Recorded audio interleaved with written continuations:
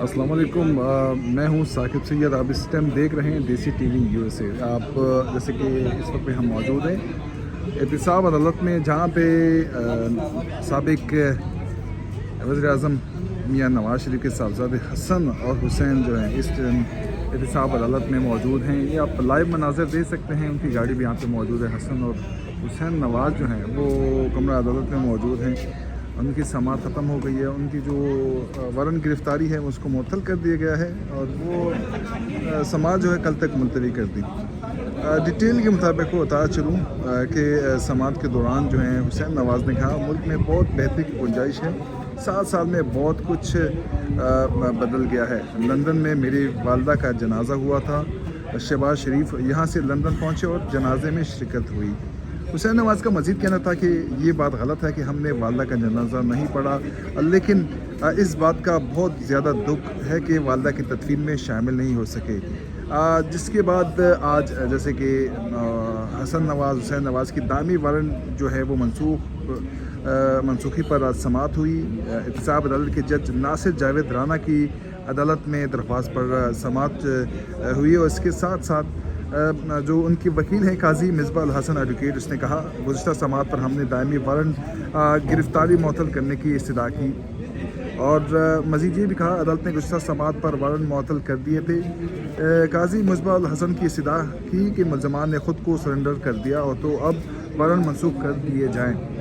जिसके बाद तीनों रेफरेंसेस में ये मुल्ज़िमान हैं। ये जज एहतसाब अदालत का कहना था, जिस पर वकील ने कहा जी तीनों रेफरेंसेस में शरीक मुल्ज़िमान हैं। तीनों रेफरेंसेस कौन कौन से हैं? अल अज़ीज़िया, एवनफील्ड रेफरेंसेस में दीगर मुल्ज़िमान बरी हो चुके हैं और फ्लैगशिप रेफरेंस में ट्रायल कोर्ट ने भी ही बरी कर दिया है।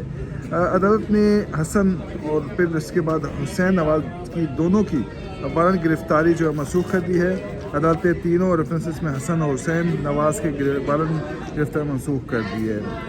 हसन नवाज़ और हुसैन नवाज़ ने जो है अदालत ने बरियत की दरख्वास्त पर नैब को नोटिस जारी कर दिए, जिसके बाद अदालत की जानिब से मुल्ज़िमान की हाजिरी लगवाई गई और हसन नवाज़ और हुसैन नवाज़ की जानिब से बरियत की दरख्वास्त दायर कर दी गई। जज का नैब प्रोसिक्यूटर से इस्तिफ़ा था कि आज नोटिस कर देते हैं आपको और कल की तारीख दे दें। अदालत ने कल के लिए नैब को नोटिस जारी कर दिया। हसन और हुसैन नवाज़ की जानिब से पीरियड के लिए दरख्वास्त दायर कर दी है।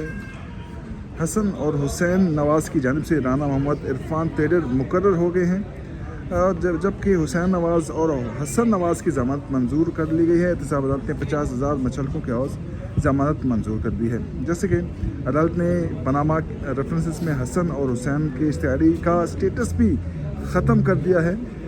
अब ताज़ा तरीन सूरत हाल ये है कि इस वक्त हम एहतसाब अदालत में मौजूद हैं। जज नासिर जावेद की अदालत में हसन नवाज़ हुसैन नवाज़ साहबजादे हैं नवाज़ शरीफ के, दोनों इस वक्त पे कमरा अदालत में मौजूद है। ये उनकी गाड़ी है। 12 बजे का टाइम दिया हुआ था हाज़िरी का, वो 12:30 पे हाज़िर हुए और अभी तक इनकी समाअत जारी है। समाअत जो है वो ख़त्म हो चुकी है। अब जो है कुछ ही देर बाद हसन नवाज़ हुसैन नवाज़ जो हैं वो एहतसाब अदालत से रवाना होंगे।